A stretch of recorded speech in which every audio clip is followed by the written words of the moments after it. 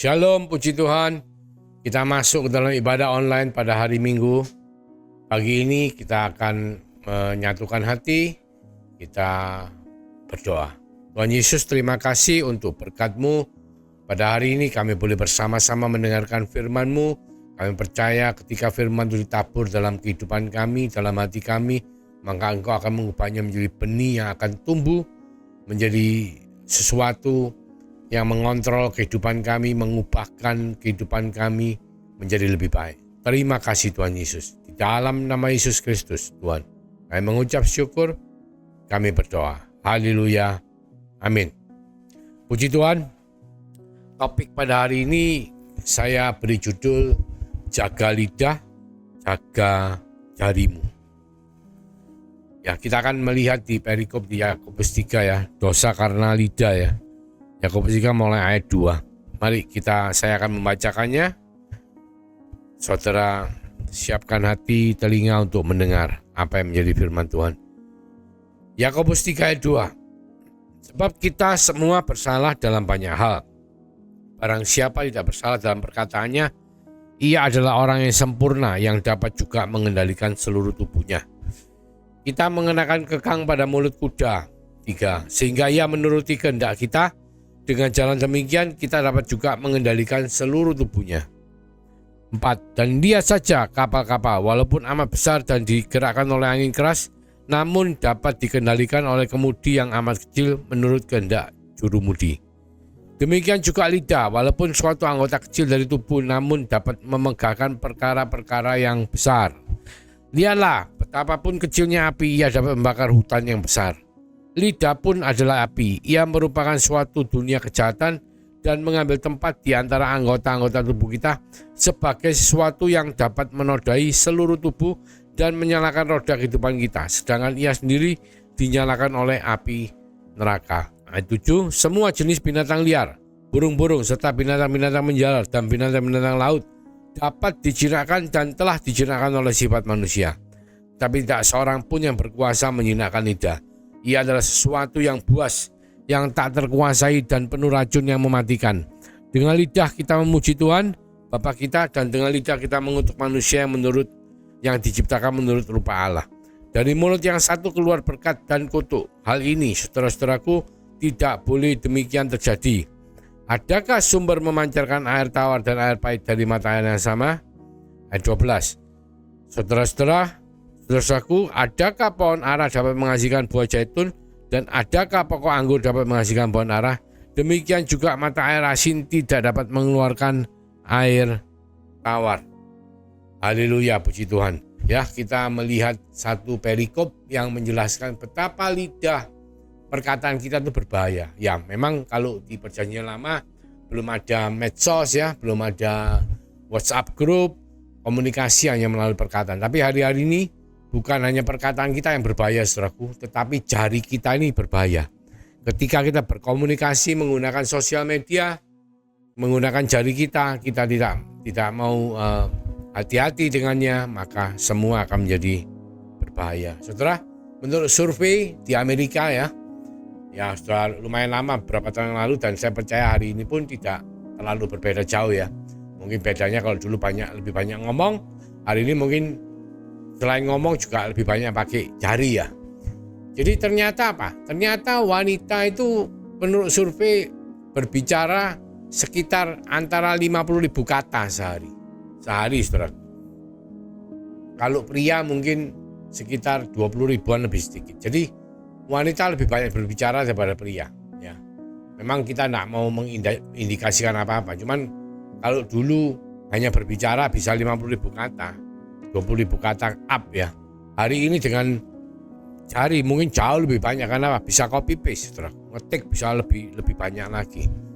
Nah, ini menunjukkan apa? Menunjukkan bahwa berbicara itu harus dikontrol dengan baik. Sebab dari sekian puluh ribu kata itu, kalau ada beberapa yang menyakitkan hati orang atau tidak menjadi berkat, itu akan menjadikan masalah buat kita semua. Karena Tuhan menginginkan apa? Dari orang yang sama, dari lidah yang sama, dari jari yang sama, harus keluar perkataan berkat, harus juga tidak boleh keluar perkataan kutuk. Berkat ya berkat, Itu yang Tuhan mau. Nah, kita lihat pada ayat kedua ya, dikatakan semua orang itu bersalah dalam banyak hal dan tidak ada orang yang sempurna yang bisa mengendalikan perkataannya atau jari-jarinya. Dan ini memang tidak mudah ya. Karena ketika seorang bisa mengendalikan perkataannya, lidahnya, maka dia bisa mengendalikan seluruh tubuhnya. Firman Tuhan mengatakan seperti itu. Jadi berarti apa? Penguasaan diri kita harus sempurna atas hal ini ya. Kita lihat juga di ayat 3 dikatakan kalau kuda itu dikasih kekang pada mulutnya. Sudah tahu ya, mulutnya kuda dikasih kekang supaya apa? Supaya bisa dikemudikan. Ya, sehingga dia bisa menuruti kehendak kita, terus kita bisa mengendalikan seluruh tubuhnya. Demikian pula kita, lidah kita ini, jari kita ya hari ini harus kita kekang. Supaya apa?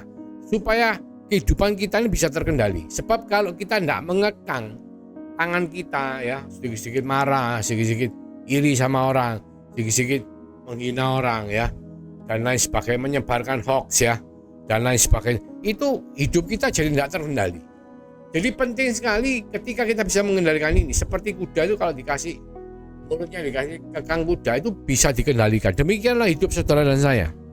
Firman Tuhan mengatakan juga kapal-kapal besar. Saudara tahu kapal besar. Saya bisa mungkin yang sama-sama setuju ya.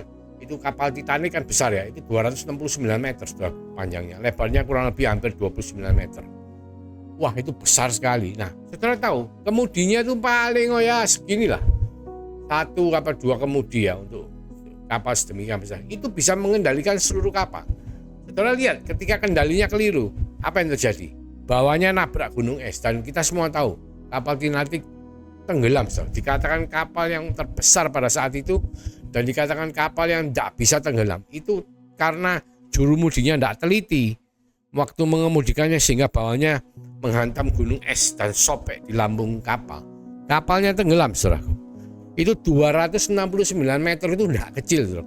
Itu raksasa, besar sekali itu. Sangat-sangat besar seperti kapal-kapal pesiar hari-hari ini kalau saudara lihat menempel di pelabuhan-pelabuhan di kota besar. Sangat-sangat besar. Tetapi kemudinya itu hanya mungkin tidak lebih dari 1 meter ya. 80 cm mungkin. Itu bisa mengendalikan kapal sedemikian besarnya. Demikian pula lidah kita. Dikatakan seperti kemudinya kapal. Lidah kita kalau tidak dikontrol dengan baik itu bisa menggulingkan kehidupan kita, kehidupan saudara dan saya. Dikatakan ayat 5, demikian juga lidah walaupun suatu anggota kecil dari tubuh namun dapat memegahkan perkara-perkara yang besar. Lihatlah betapapun kecilnya api ia dapat membakar hutan yang besar. Nah, lidah juga diperumpamakan seperti api, lidah api ya. Ya, api kan seperti lidah ya, kalau kita lihat lilin apa itu apinya kan seperti lidah. Kelihatannya kecil, tapi bisa membuat menjadi perkara besar. Saudara masih ingat terjadi kebakaran besar di Los Angeles awal Januari ya, bahkan setelah tahun baru, tahun 2025. Itu bisa sampai korbannya saudaraku 23.000 hektar dari mungkin 3 atau 4 titik lokasi sampai ke pantai, ke perumahannya orang kaya di Malibu itu kena habis. 18.000 rumah terbakar habis. Dan 200.000 lebih orang itu harus lari mengungsi. Saya tidak tahu berapa puluh ribu atau berapa ratus ribu mobil kendaraan yang terbakar di jalan maupun di dalam rumah di garasi. Karena apa? Karena api yang awal mulanya kecil. Ya memang kita tidak menduga ya. Kita semua tahu bahwa Los Angeles pasti terjadi kebakaran. Tapi tidak pada saat-saat musim dingin ini, karena biasanya musim yang tidak seperti sekarang ini kebakaran, dan itu pun tidak sampai meluas. Tapi ternyata pada waktu itu juga terjadi kekeringan yang berlebihan ya. Sudah tidak hujan lama sekali sehingga itu datarannya menjadi sangat kering, dan lagi ada angin badai yang dikatakan Santa Monica itu berhembusnya itu bisa sampai lebih dari 100 km per jam ketika lagi lewat, dan itu pas lewat di titik api yang awal, sehingga ketika api itu disembur dengan angin sedemikian kuat itu menjadi kekuatan yang luar biasa. Hancur lebur yang terlanda api hutan kebakaran hutan pada waktu awal Januari 2025 di Los Angeles ya, Los Angeles area ya. Itu memang sesuatu yang sangat menyedihkan, tetapi kita diingatkan bahwa lidah pun adalah api. Ia merupakan suatu dunia kejahatan dan mengambil tempat di antara anggota-anggota tubuh kita sebagai sesuatu yang dapat menodai seluruh tubuh dan menyalakan roda kehidupan kita. Sedang ia sendiri dinyalakan oleh api neraka. Ya, ingat ya. Kalau dulu mungkin lidah tok ya, sekarang jari ini juga bahaya. Jari nulis di medsos ini berbahaya. Kalau kita tidak mengendalikan dengan baik, bisa menjadi seperti api yang begitu dahsyatnya, bisa melakukan banyak perkara besar yang terkadang kita semua tidak mau. Seperti kejadian kebakaran di Los Angeles, tidak ada yang mau. Meskipun kita bukan orang Amerika, meskipun kita tidak tinggal di sana, kita pun tidak menginginkan hal itu terjadi. Karena itu merupakan sebuah tragedi yang kita kalau sampai kapanpun pasti ingat ya. Begitu banyak orang kehilangan rumah tempat tinggal mereka. 18.000 rumah hilang, kebakar habis. Mobil-mobil ratusan ribu mungkin. Kita tidak tahu nyawa 200 sekian orang ya, saya tidak mengingat. Tapi itu suatu tragedi yang kita semua tidak mau. Demikian pula dalam kehidupan saudara dan saya. Tuhan mengingatkan kita untuk mengontrol lidah kita, untuk jaga lidah kita, jaga jari kita, supaya komunikasi keluar kita itu tidak sampai membuat dampak yang sangat jelek ya, bahkan sampai merusak kendali dari kehidupan saudara dan saya. Dikatakan di ayat 7, semua jenis binatang liar, burung-burung serta binatang-binatang menjalar dan binatang-binatang laut dapat dijinakkan dan telah dijinakkan oleh sifat manusia. Ya kita lihat di sirkus ya, begitu banyak binatang itu bisa dikontrol, yang namanya singa, harimau, itu kan binatang buas, beruang, itu semua bisa dijinakkan. Bahkan di laut pun orka, paus pembunuh bisa dijinakkan. Tetapi tidak seorang pun yang berkuasa menjinakkan lidah.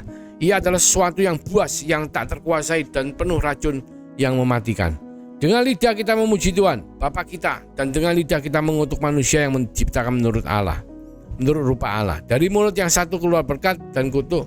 Hal ini, saudara-saudaraku, tidak boleh demikian terjadi.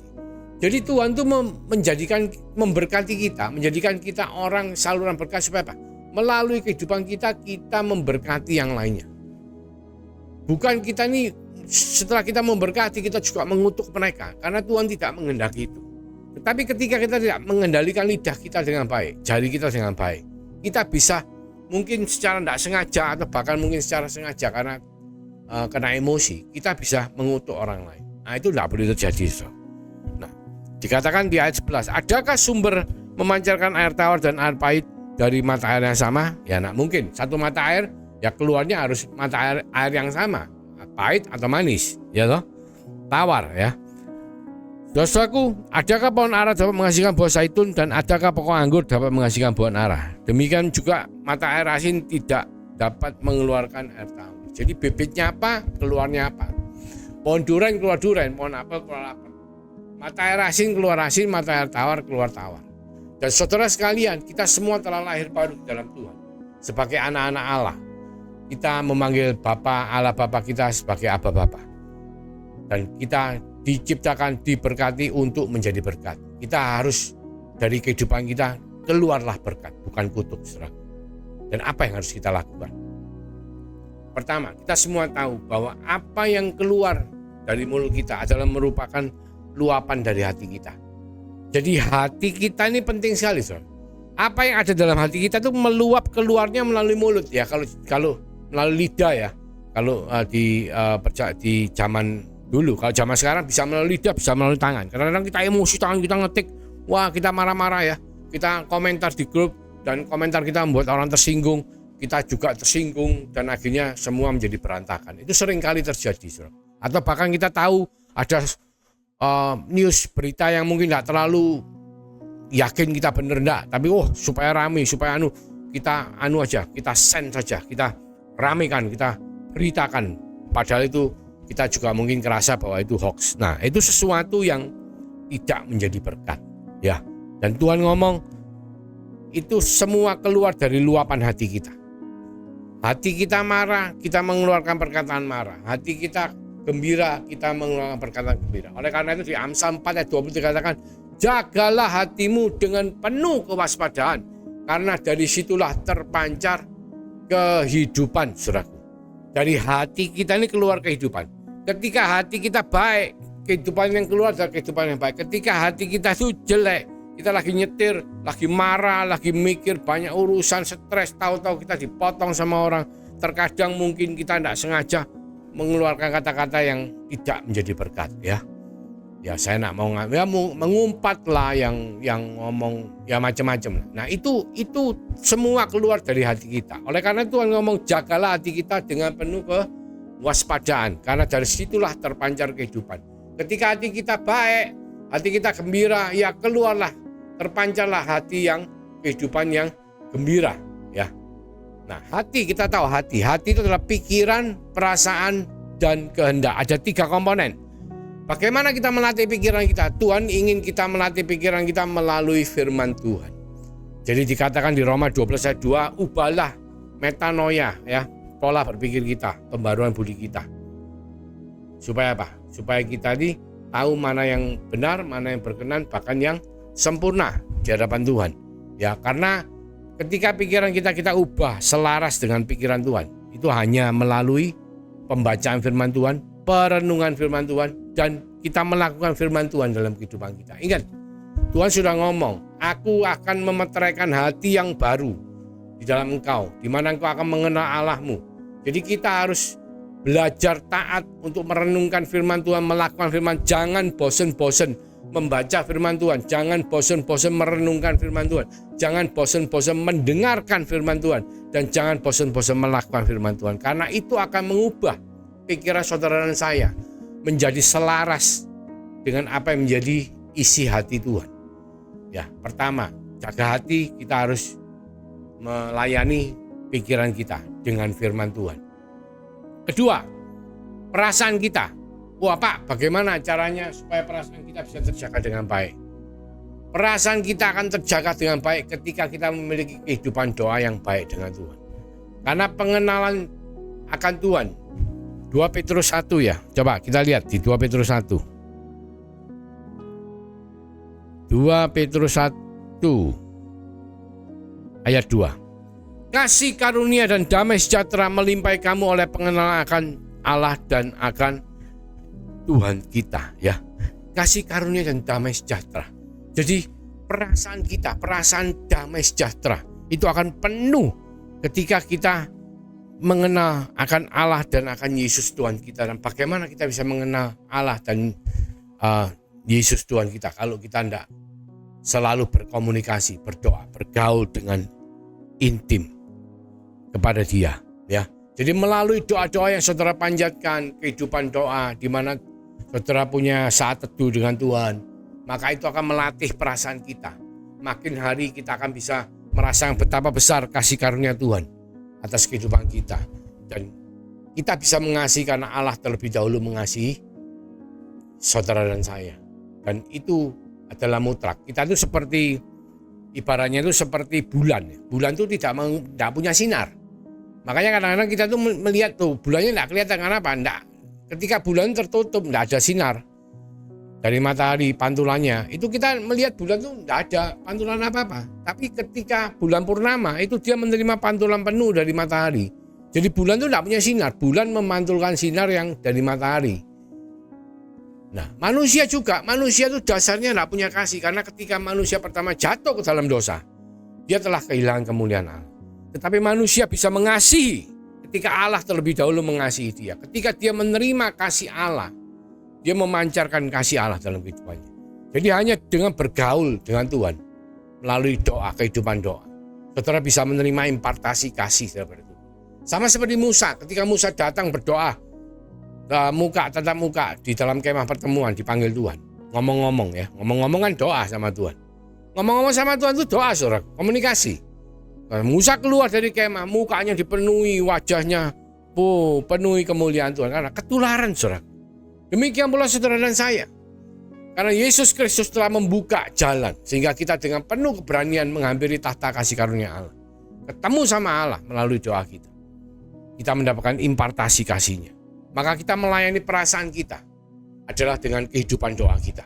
Kehidupan doa saudara. Semakin banyak saudara memakai lutut saudara di hadapan Tuhan, maka semakin saudara akan menjadi manunggal, menjadi satu perasaan. Jadi kalau Tuhan penuh dengan kasih, maka saudara juga kehidupannya akan penuh dengan kasih ya. Itu kedua. Ketiga, bicara mengenai kehendak. Saudara melayani kehendak saudara apabila saudara belajar untuk mendengar dan taat pada pimpinan Roh Kudus. Karena setiap orang percaya dan mengalami kelahiran baru, mereka, saudara dan saya, akan menerima